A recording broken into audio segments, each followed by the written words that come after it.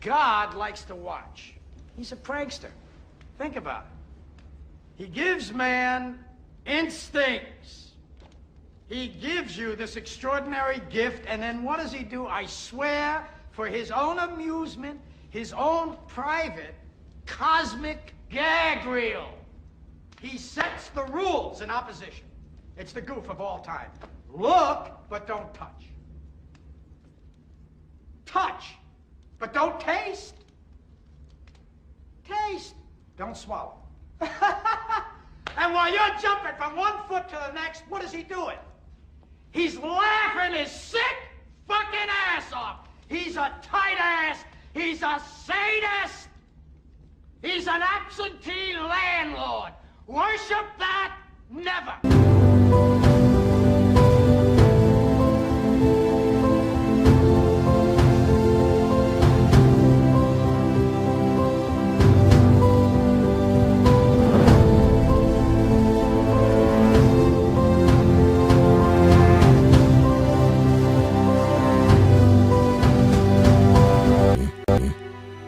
Aby uzyskać wizję do przekroczenia wąskiej bramy szczęścia wiecznego, życie katolika musi współgrać z praktyką wstrzemięźliwości i umartwienia.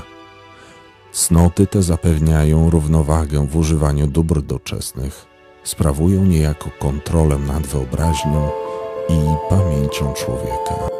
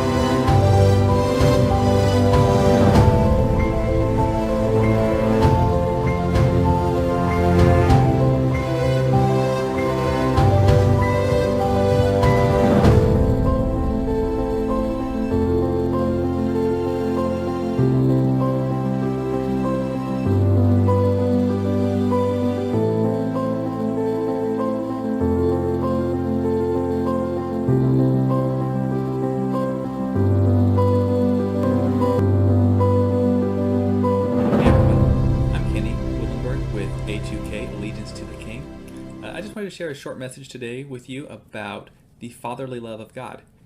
So we just recently celebrated the holiday called Father's Day, and it really got me thinking that our Heavenly Father is someone that really does care about us and love us, much in the way a good earthly father would.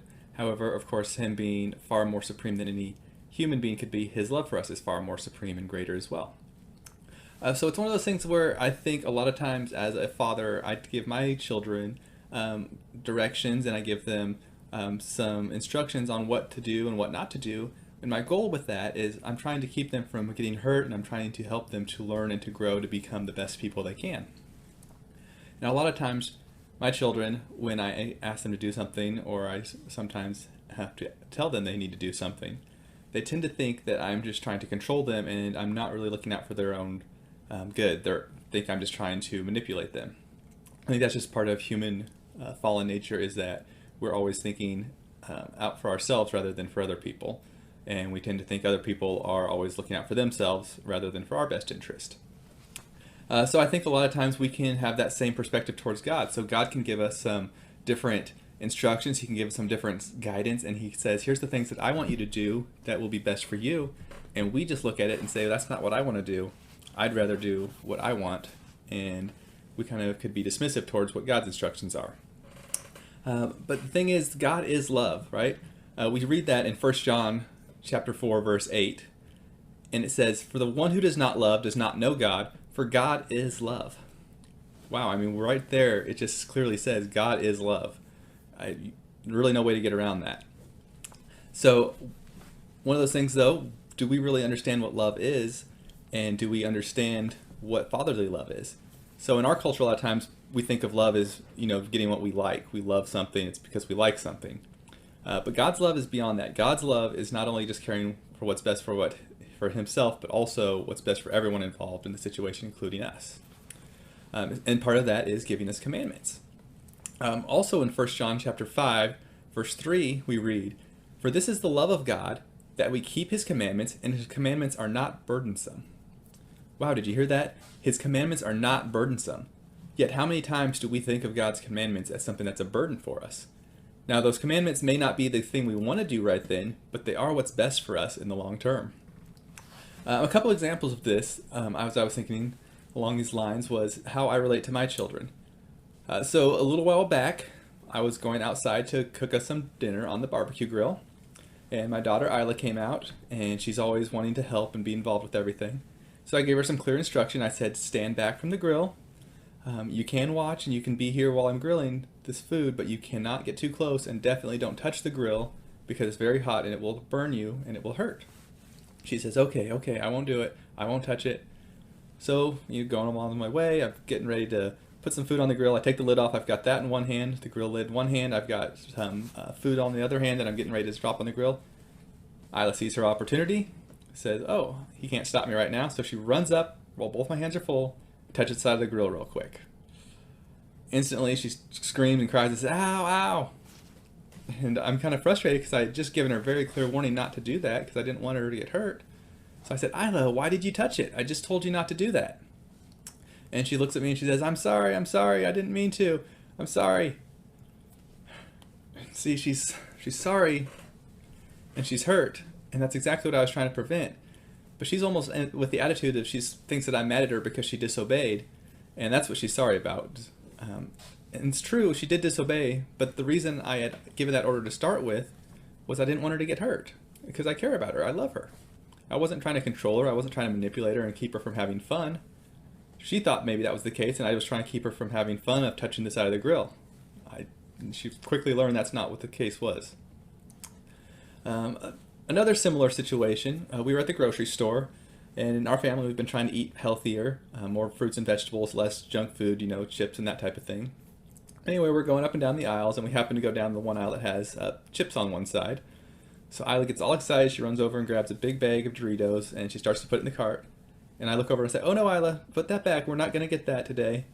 And she looks up at me, and she looks right in my face, and she just sternly looks at me, and she says, no, you're supposed to be a good dad, and you're supposed to do what I want. And I want to get Fritos and Doritos or Cheetos, whatever it was, and you should let me do that because that would be a good dad. I just looked back and I was like, whoa, where did that come from? I don't know where that attitude had been learned from. I certainly don't think she's seen that behavior from me or anyone else in our family. But anyway, that attitude there of, wow, you're supposed to be a good dad and do what I want. Right? I'm trying to help her be healthy by giving her good food, and she's mad at me because I'm not doing what she wants, and that's being, in her mind, a bad dad. Now, it seems kind of silly, a bag of Doritos or whatever it was, but a lot of times I think we can have that same attitude as followers of Christ and of God, his Father, when we're given commandments and rules to live a Christian life, things that are going to be for our benefit. we can look at those and be like, no, that's not what I want. But we really need to step back and realize that God is a loving Father. He gives us these commandments not as a burden, but because he loves us and he cares for us and he wants what's best for us. When we really have that mindset and we approach the scriptures and commandments with that attitude, I think it will help us.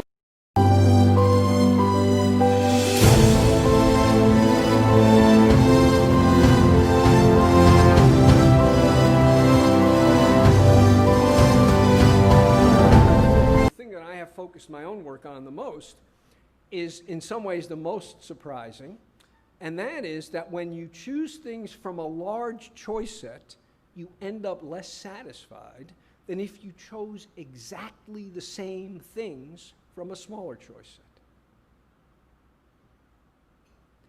And there are several reasons for it. So just to give you a sense of what I'm talking about, you go to this restaurant and they have 5 items on the menu, and you order salmon with rice and broccoli.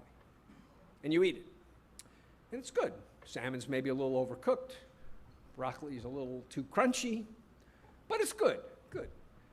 You go into a restaurant and you order salmon and broccoli and rice for a menu that has 25 things. And it's good. Salmon's a little overcooked and the broccoli's a little too crunchy, but it's good. Here's what I'm saying. When you order that dish from a menu with 25 options, you will like it less than if you order the very same dish from a menu that has 5 options. Same food. Why? Several reasons. 1, is the salmon perfect? Well, I've just described it to you so that it's not perfect. It's good, but it's not perfect. And even if the salmon wasn't overcooked, you'd still find something to complain about, right? The china has a little gold pattern around the rim, and you hate gold. You'd rather, reminds you of Trump. You'd rather see like blue. So it's, perfect doesn't happen. And so what happens is you say, was this perfect? No. Well, could I have done better? If there are 5 options, you might well conclude, no, I couldn't have done better. If there are 25 options, you will almost certainly conclude, yes, I could have done better. And if you conclude that, you will regret the choice you made, and whatever regret you experience will subtract from the satisfaction of a perfectly good piece of grilled salmon. And so regretting passed up, rejected alternatives in the face of anything that's less than perfect makes the things you choose even less good subjectively than they would otherwise be. And I think it's inevitable that with large choice sets, it's easy to imagine alternatives being better than what you've chosen, easier than with smaller choice sets. Anticipated regret in some ways is more insidious. If you're worried that you will regret your decision, what can you do short of years of intensive psychotherapy? What can you do to avoid regretting your decision? This is not a rhetorical question. Anybody have any ideas? I've only been able to come up with one way to avoid regretting decisions. You don't make one. Don't make them. Exactly. Don't choose. You can't regret a decision you don't make.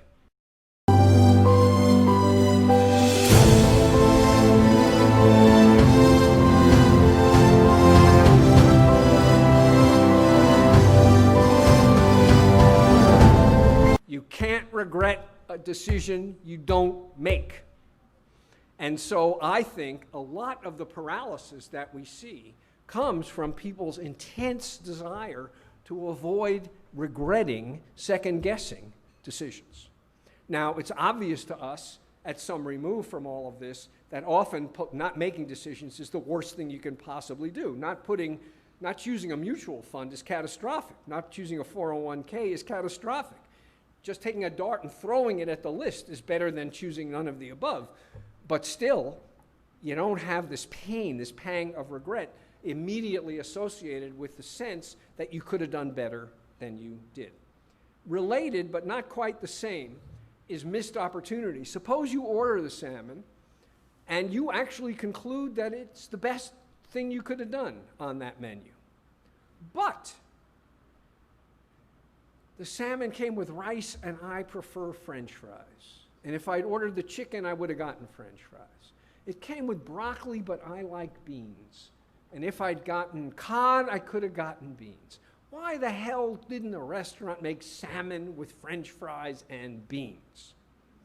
And so I didn't make a mistake, but by ordering the salmon, I missed the opportunity to have French fries, and I missed the opportunity to have beans. And these missed opportunities add up, and again, subtract from the satisfaction that you get from what you don't think was a mistake. I made the right decision, but unfortunately the world didn't allow me to make the perfect decision. And you're much more likely to find this a salient consideration when there are 25 options on the table or on the menu than when there are only 5. So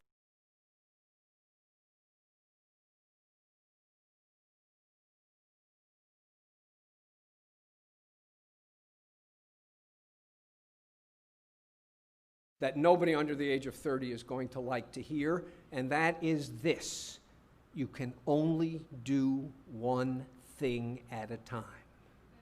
And the more time you spend thinking about the other things you might be doing, the less satisfaction you will get out of the thing you are actually doing.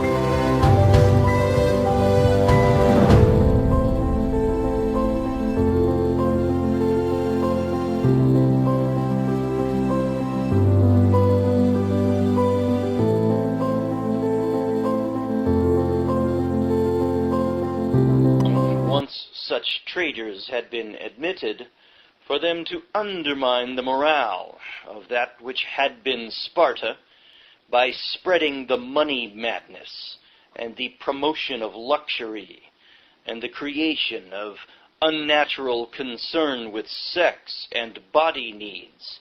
You guys hear that? According to David Astle, when a society runs rampant with promiscuity and obsession with sex, David Astle tells you that it's the bankers, the money traders, that are responsible for so doing that to your society. That's fascinating. Well, after all, Jesus said, the love of money, the root of all evil. Not just some, but all.